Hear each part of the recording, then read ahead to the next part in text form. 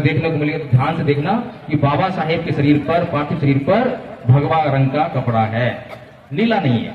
लेकिन सामाजिक बेईमान लोगों ने, जो लोग परम पूज्य बाबा साहेब डॉक्टर भीमराव अम्बेडकर के त्याग, समर्पण, बलिदान पर राजनीति करना चाहते थे, उन लोगों ने बड़ी चालाकी से वो भगवे कलर का जो वस्त्र था वहां से हटा दिया और ये नीले कलर का झंडा उस पर डाल दिया।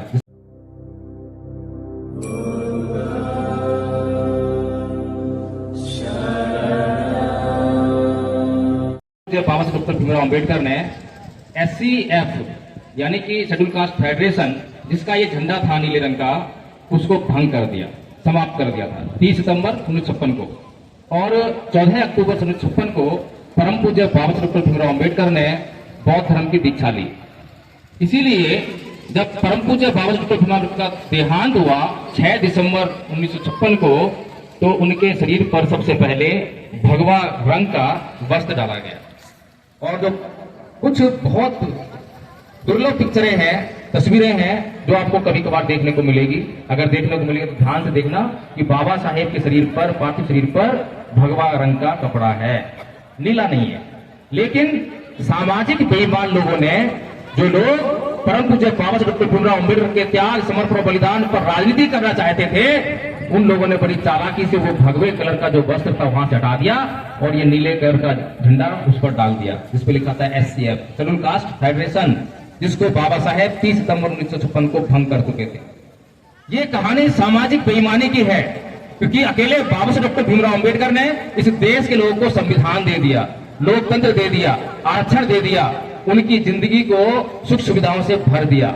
लेकिन आज परम पूज्य बाबा साहेब डॉक्टर अम्बेडकर के उस त्याग, समर्पण, बलिदान के कारण लाखों डॉक्टर हुए, इंजीनियर हुए, IAS हुए, IPS हुए, जज हुए, वकील हुए, लेकिन फिर भी आज संविधान खतरे में है, लोकतंत्र खतरे में है, आरक्षण खतरे में है, हमारा सब कुछ खतरे में है।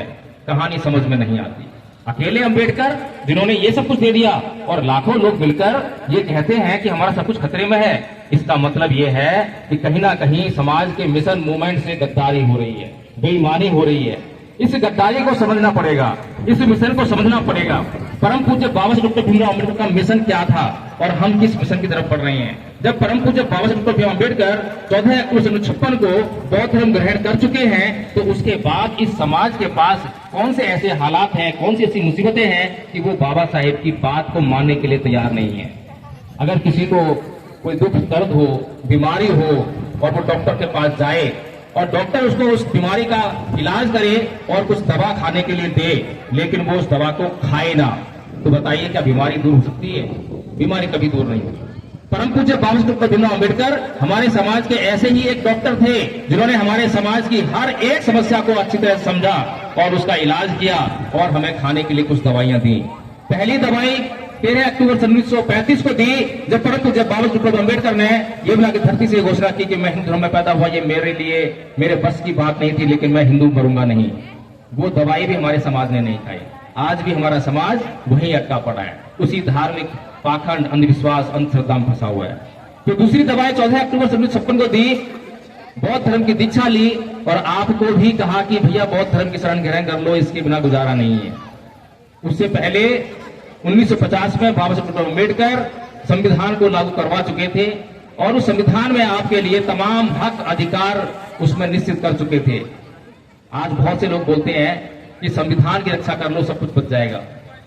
अगर संविधान में ही आपके अधिकार रक्षित होते तो मुझे लगता है कि परम पूज्य बाबा साहेब डॉक्टर भीमराव अम्बेडकर 14 अक्टूबर 1956 को धर्म परिवर्तन करके बौद्ध धर्म ग्रहण नहीं करते।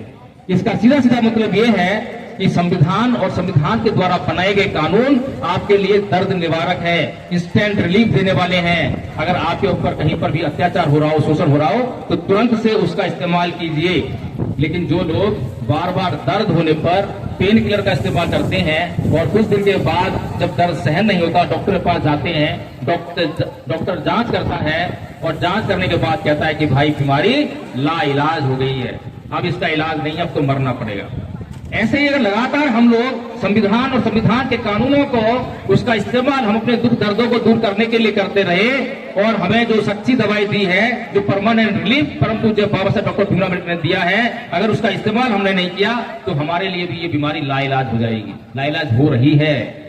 पिछले 77 साल से अब तक हमारे पास कुछ नहीं आया है, और जो बाबा साहेब की मेहरबानी से आया था वो सब कुछ जा रहा है। इसीलिए हमारा सब कुछ खतरे में है।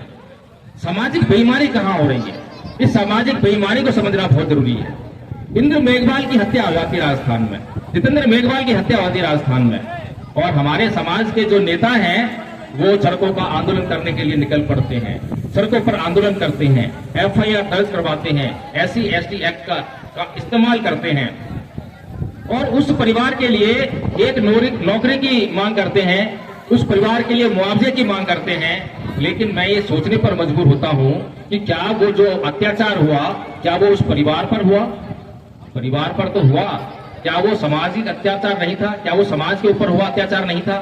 अगर अत्याचार समाज के ऊपर हुआ तो खाली उस परिवार को नौकरी और मुआवजा देने से वो अत्याचार न्याय में कैसे बदल जाएगा? उसके साथ में न्याय तो होगा, लेकिन समाज साथ में न्याय कैसे होगा? हमें आज सामाजिक न्याय की तरफ देखना पड़ेगा। तो परम पूज्य बाबा साहब डॉक्टर भीमराव अम्बेडकर के ऊपर भी बचपन से अत्याचार हो रहे थे। बचपन में अध्यापक ने उनको क्लास के भीतर बैठकर पढ़ने नहीं दिया, चपरासी ने उनको पानी नहीं पीने दिया, चपरासी ने उनको फाइल जो है फेंक कर दी। पूरे बड़ौदा रियासत में इतना पढ़ाई लिखाई करने के बाद भी, तमाम डिग्रियां विदेश चलाने के बाद भी उनको रहने के लिए जगह नहीं मिली। बचपन से लेकर जवानी तक, बुढ़ापे तक समाज ने उनके ऊपर जातिवाद के आधार पर अत्याचार किए। लेकिन जब परम पूज्य बाबा साहब डॉक्टर भीमराव अम्बेडकर प्रथम कानून मंत्री बन गए तो क्या उन्होंने उन लोगों से बदला लिया? क्या उनके खिलाफ कोई एफआईआर कराई? क्या कोई संगठन बना के उनके ऊपर हमला किया? कोई लाठी उठाई? नहीं उठाई। ये सोचने वाली बात है।